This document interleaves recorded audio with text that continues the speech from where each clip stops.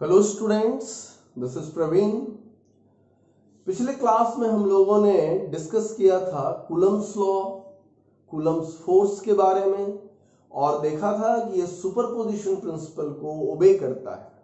Superposition principle में हम लोगों ने देखा था कि किसी चार्ज पार्टिकल पर जो नेट फोर्स एक्ट होता है वह उस पर लगने वाले सभी इंडिविजुअल फोर्सेस का वेक्टर सम होता है। इसको इलस्ट्रेट करने के लिए हम लोग कुछ एग्जांपल्स देखते हैं। पहले एग्जांपल के तौर पर हम लोग ले रहे हैं कि ये दो चार्ज पार्टिकल है Q1 एंड Q2 और ये Q1 और Q2 लाइक चार्जेस है और हमसे पूछा जा रहा है कि तीसरे चार्ज पार्टिकल को कहां प्लेस किया जाए ताकि उस तीसरे चार्ज पार्टिकल पर कोई फोर्स ना लगे, वो तीसरा चार्ज पार्टिकल इक्विलिब्रियम में हो। सपोज करते हैं कि यहां पर सेपरेशन डी है दोनों चार्ज पार्टिकल के बीच। पूछ रहा है फाइंड पोजीशन ऑफ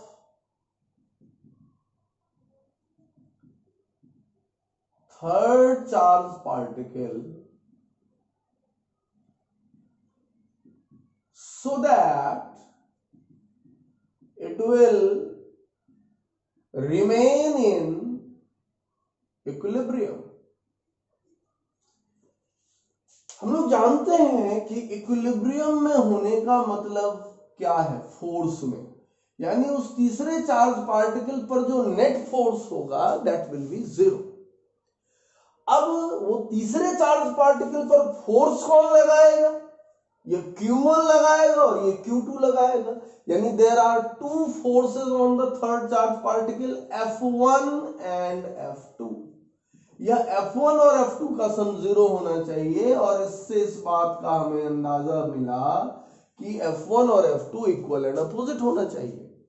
यानी हम कहें अगर तो कि F1 और F2 का मैग्नीट्यूड क्या होना चाहिए? इक्वल होना चाहिए और F1 का डायरेक्शन और F2 का डायरेक्शन अपोजिट होना चाहिए, यानी उनके बीच का एंगल कितना होना चाहिए? 180 डिग्री होना चाहिए।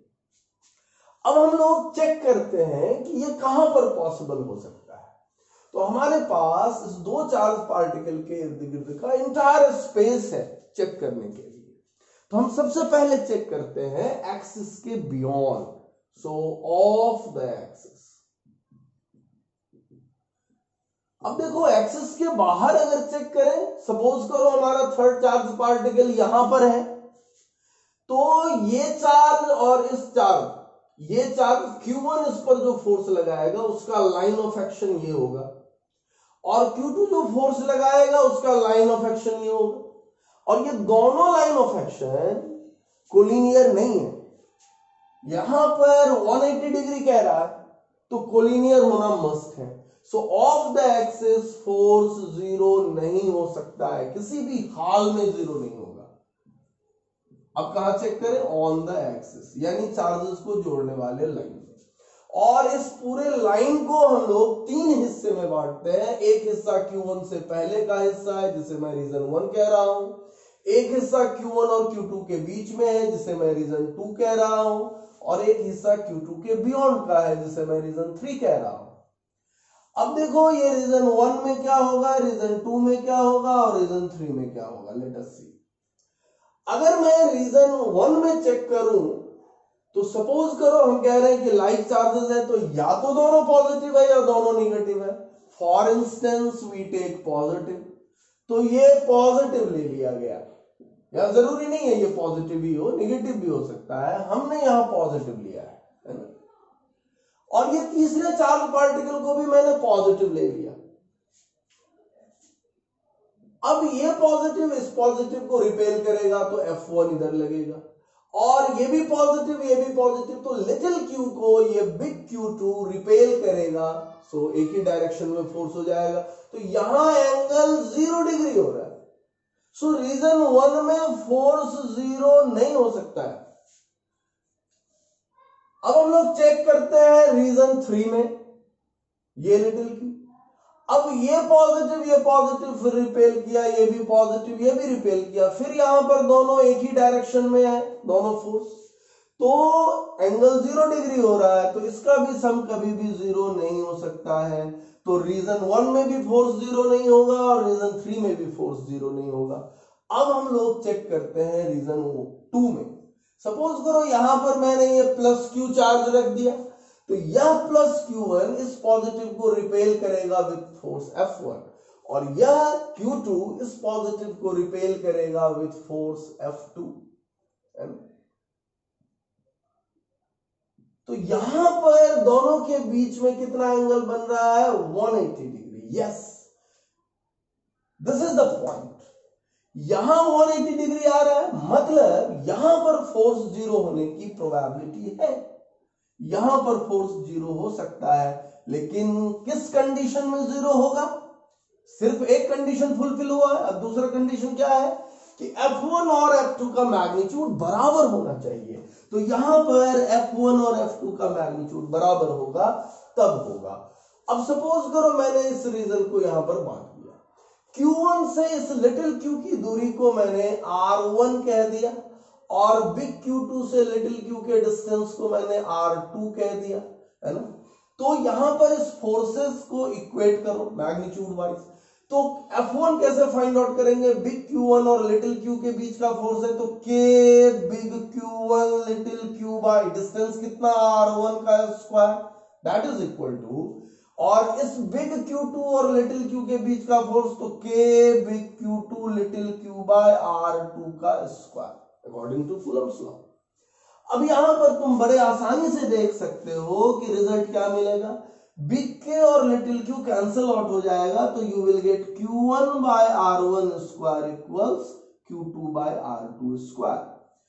ये बड़े काम का फॉर्मूला आया, है ना। इस रिजल्ट को हम लोग याद रख सकते हैं, है ना, कि किसी तीसरे चार्ज पार्टिकल पर अगर फोर्स निकालना है, कूलम्बिक फोर्स ऑफ कोर्स, तो उस केस में क्या करना है कि बाकी जो दो चार्जेस हैं उनके लिए देखना है कि चार्ज बाय डिस्टेंस का स्क्वायर, Q1 से उस लिटिल q जिस पर फोर्स 0 देखना है उसकी दूरी कितनी है, बराबर होगा second charge by second distance square. So charge by distance square equal होना चाहिए। ये कंडीशन अगर हम लोग यूज करें तो बड़े आसानी से हम लोग प्रॉब्लम्स को सॉल्व कर सकते हैं। अब देखो इसमें एक और लॉजिकल बात है। क्या लॉजिकल बात होगा कि अगर यहां पर हम देखें कि यहां पर अगर Q1 छोटा है तो R1 भी छोटा होगा, और Q2 बड़ा है तो R2 भी बड़ा होगा, और Q1 Q2 बराबर है तो R1 और R2 भी इक्वल हो जाएगा। यहां पर हम लोग ये एनालिसिस बड़े आसानी से कर सकते हैं। देख लो कि क्या कि यहां पर अगर Q1 अगर छोटा है Q2 से तो क्या मिलेगा हमको? R1 भी छोटा होगा R2 से। Q1 अगर बड़ा है Q2 से तो हमें क्या मिलेगा? R1 भी बड़ा मिलेगा R2 से। और अगर Q1 बराबर हो Q2 के तो हमें क्या मिलेगा? R1 इक्वल्स R2 मिलेगा, है ना। यानी वो पोजीशन जो होगा उस चार्ज का वो हमेशा छोटे चार्ज के नजदीक होगा। अगर Q1 छोटा है तो ये लिटिल q Q1 के नजदीक होगा। अगर Q2 छोटा है तो वह पोजीशन लिटिल Q2 के नजदीक होगा। अगर दोनों बराबर है तो ठीक बीचों बीच यानी D/2 पर होगा, है ना। ये एनालिसिस कर सकते हैं। और अगर हम इसको सॉल्व करना चाहें कि कितना होगा, तो वो भी बड़े आसानी से यहां से हम लोग फाइंड आउट कर सकते हैं। अब देखो यहां पर कि R1 बाय R2 का स्क्वायर कितना आया? R1 बाय R2 का स्क्वायर आ गया Q1 bye Q2, R1 bye R2 का स्क्वायर, और R1 बाय R2 हो गया Q1 बाय Q2 में स्क्वायर रूट लग गया। अब सपोज करो इसमें कि मैंने 1 ऐड कर दिया, तो हम इधर भी 1 ऐड कर दें। It will be square root of Q1 plus square root of Q2 by square root of Q2। और यहां जो हमने 1 ऐड किया ये हो गया R1 plus R2 bye R2, और R1 plus R2 will be D, so it is D by R2। तो यहां से हम लोग बड़े आसानी से देख सकते थे कि R2 अपना आया कितना, D square root of Q2 by square root of Q1 plus square root of Q2, और सिमिलरली R1 कितना हो जाएगा, D square root of Q1 by square root of Q1 plus square root of Q2। अब इसको हम अगर readjust करके लिखना चाहें तो इस Q2 को, रूट Q2 को नीचे शिफ्ट करो, कितना हो जाएगा D बाय, और यहां पर क्या हो जाएगा square root of Q1 by square root of Q2, और यहां पर square root of Q2 by square root of Q2, तो यानी +1। सिमिलरली यहां पर हो जाएगा D by square root of Q2 by square root of Q1 +1, है ना। So this are the results. इस रिजल्ट्स को भी देख के हम ये बात बड़े आसानी से कह सकते हैं कि अगर दोनों चार्जेस इक्वल हुआ तो ठीक बीचों बीच होगा, यानी D/2 पर होगा। अगर Q1 ज्यादा हुआ तो D/2 से बड़ा हो जाएगा। यहां पर हम लोग बड़े आसानी से देख सकते हैं, है ना। यहां पर अगर हम लोग देखें कि अगर Q1 और Q2 इक्वल हो जाएगा तो R1 और R2 इक्वल हो जाएगा, और ये हो जाएगा D/2। और अगर यहां पर Q1 is greater than Q2 तो यहां हम कह सकते हैं कि R1 is greater than D/2 और R2 is less than D/2। और यहां अगर होगा Q1 is less than Q2 तो यहां पर हो जाएगा R1 is less than D/2 and R2 is greater than D/2, है ना। तो ये एनालिसिस हम लोग इस रिजल्ट से बड़े आसानी से कर सकते हैं। चलो अब हम लोग नेक्स्ट प्रॉब्लम लेते हैं जिसमें ये लाइक चार्जेस नहीं है, this are the unlike charges.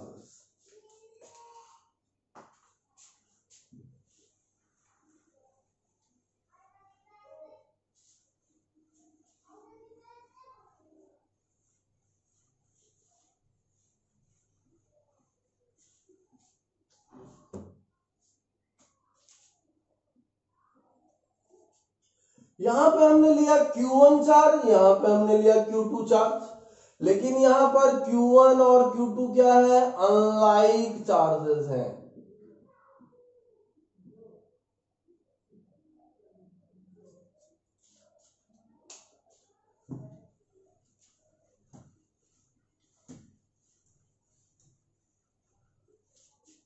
और हमसे पूछ रहा है फाइंड पोजीशन ऑफ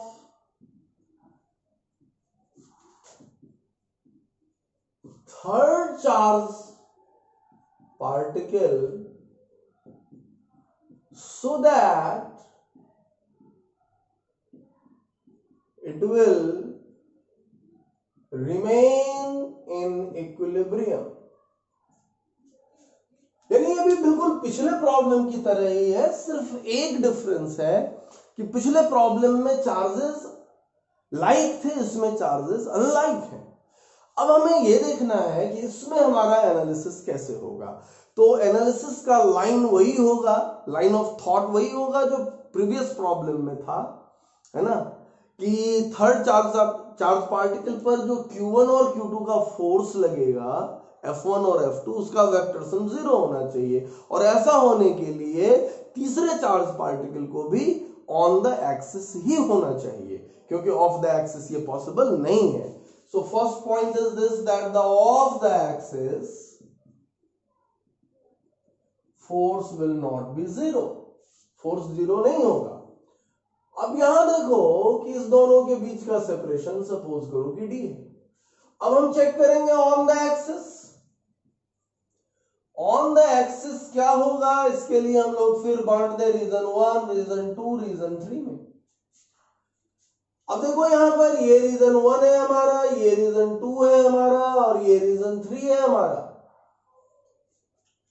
इस बार हम लोग सबसे पहले रीजन 2 में चेक करते हैं। यहां पर सपोज करो कि ये तीसरा चार्ज पार्टिकल पॉजिटिव है और ये अनलाइक है, तो इसमें मैंने पहले चार्ज Q1 को पॉजिटिव और Q2 को नेगेटिव रखा है। तो यह पॉजिटिव इस पॉजिटिव को रिपेल करेगा और यह नेगेटिव इस पॉजिटिव को अट्रैक्ट करेगा। फोर्सेस एक ही डायरेक्शन में हो गया, थीटा 0 डिग्री हो गया, इसीलिए इस बार रीजन 2 में फोर्स 0 नहीं होगा। ध्यान देना, जब चार्जेस लाइक था तो फोर्स तीसरे चार्ज पार्टिकल पर इन बिटवीन पॉसिबल था, है ना। अभी ये in between charges point possible नहीं है अनलाइक के केस में। तो किधर हो सकता है, या तो Q1 से पीछे होगा या Q2 के आगे होगा, यानी रीजन 1 या region 3। So let us check.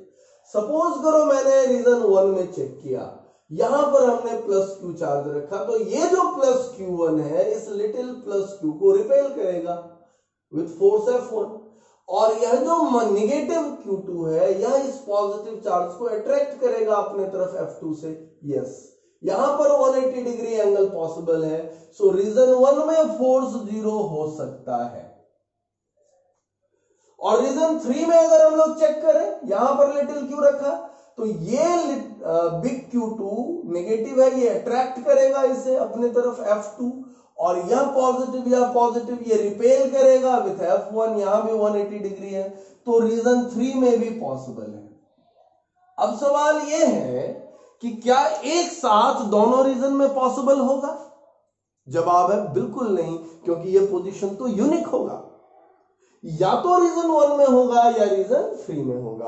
अब हम अपने प्रीवियस प्रॉब्लम का जो एनालिसिस था उससे आते हैं कि रिजल्ट तो वही होगा, charge by distance square equals charge by distance square. तो जो छोटा चार्ज होगा उसके नजदीक होगा। अब इसमें तय हो गया कि नजदीक होने का मतलब अगर इधर है तो Q1 के नजदीक होगा, इधर है तो Q2 के नजदीक होगा। इसका मतलब हुआ कि रीजन 1 में कब पॉसिबल है? रीजन 1 में तब पॉसिबल है जब Q1 का मैग्नीट्यूड छोटा हो Q2 के मैग्नीट्यूड से, और रीजन 3 में तब पॉसिबल है जब Q2 का मैग्नीट्यूड छोटा हो Q1 के मैग्नीट्यूड से, है ना। So it is always near to the smaller charge. अब यहां पर इस रिजल्ट से हम कैसे ऑब्टेन करें, तो यहां पर कोई एक ले लेते हैं। सपोज करो हमने लिया कि Q1 is less than Q2, Q1 Q2 के से छोटा है, तो यहां से ये दूरी Q1 से ये दूरी को मैं R1 कह रहा हूं, लेट इट बी R1, और Q2 से इसकी दूरी को मैं R2 कह रहा हूं। तो यहां पर R2 माइनस R1 कितना होगा, D हो जाएगा, है ना। और वही कंडीशन फुलफिल होगा, तो हम लोग वहीं से शुरू करते हैं कि Q1 बाय R1 का स्क्वायर बराबर होना चाहिए Q2 बाय R2 का स्क्वायर। और ध्यान रहे यहां पर ये रिजल्ट हम लोग मैग्नीट्यूड ऑफ फोर्स से निकाले थे, F1 और F2 को इक्वेट करने से, इसीलिए यहां पर साइन मत लेना चार्जेस का, है ना। तो ये रिजल्ट यहां भी वही बात कह रहा है ना।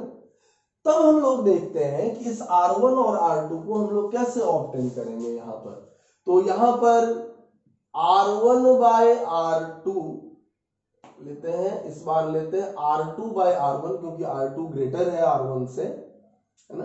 तो R2 बाय R1 हो जाएगा Q2 का स्क्वायर रूट बाय Q1 का स्क्वायर रूट, और इस बार हम लोग इसमें से -1 कर लेते हैं, तो यहां भी हम लोग -1 कर लेंगे, है ना। इनफैक्ट थोड़ा जगह दे तो ये हो गया R2 बाय R1 -1। ये क्या हो जाएगा, ये हो जाएगा R2 minus R1 by R1। So here it is Q2 minus square root Q1 by square root of Q1। ये R2 minus R1 it is D by R1, है ना। तो यहां से हम लोग देख सकते हैं कि R1 कितना हो जाएगा, R1 will be D square root Q1 by square root of Q2 minus square root of Q1, और R2 सिमिलरली कितना हो जाएगा, D into square root of Q2 by square root of Q2 minus square root of Q1, है ना। तो ये result हम लोग बड़े आसानी से फाइंड आउट कर लिए। अब इसको अगर हम रीएडजस्ट करना चाहें तो ऐसा भी लिख सकते हैं, D by square root of Q2 by Q square root of Q1 minus 1, और इसको हम लोग लिख सकते हैं D by square root of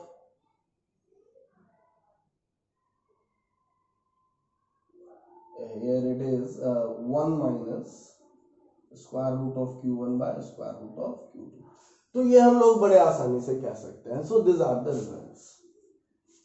अब इस रिजल्ट में एक खास बात है कि अगर दोनों चार्ज इक्वल एंड अपोजिट हो गया तो पोजीशन कहां होगा, है ना।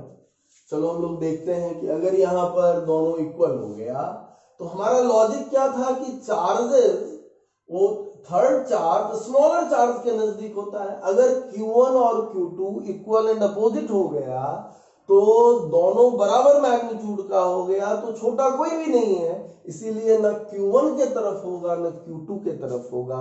इसका मतलब हुआ, और इन बिटवीन तो हो ही नहीं सकता, तो इसका मतलब हुआ कि कहीं नहीं होगा।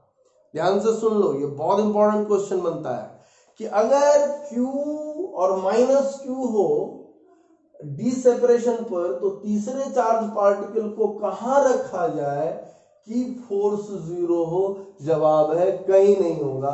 You can check the result. अगर बराबर हो गया तो ये क्या हो जाएगा, 1 हो जाएगा। तो d बाय 1 माइनस 1 यानी 0, यानी R1 टेंड्स टू इंफिनिटी या R2 टेंड्स टू इंफिनिटी, यहां भी चेक कर लोगे।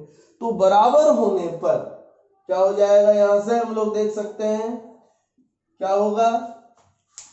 अगर हम कहें यहां पर कि अगर Q1 और Q2 का मैग्नीट्यूड बराबर होगा तब, है ना, R1 टेंड्स टू इंफिनिटी या R2 टेंड्स टू इंफिनिटी, यानी नोवेयर, कहीं भी फोर्स जीरो नहीं होगा। सो इस तरह के प्रॉब्लम्स कई बार पूछ चुका है, इसलिए ये बहुत इंपॉर्टेंट एनालिसिस है। This is all for the day. अगले लेक्चर में हम लोग कुछ और प्रॉब्लम्स लाएंगे। इस प्रॉब्लम्स में हमने एक खास बात का ध्यान रखा है कि यहां पर जो फोर्सेस था वो एक ही लाइन में लग रहा था, कोलिनियर फोर्सेस है। कुछ और प्रॉब्लम करेंगे कोलिनियर फोर्सेस पर। आफ्टर दैट सुपरपोजिशन प्रिंसिपल्स में हम लोग वैसे प्रॉब्लम्स लेंगे जिसमें फोर्सेस कोलिनियर नहीं होते हैं। Thank you. अगर आपको ये वीडियो मेरा पसंद आया हो तो इसे प्लीज लाइक, सब्सक्राइब और शेयर जरूर करें। Thank you again, bye.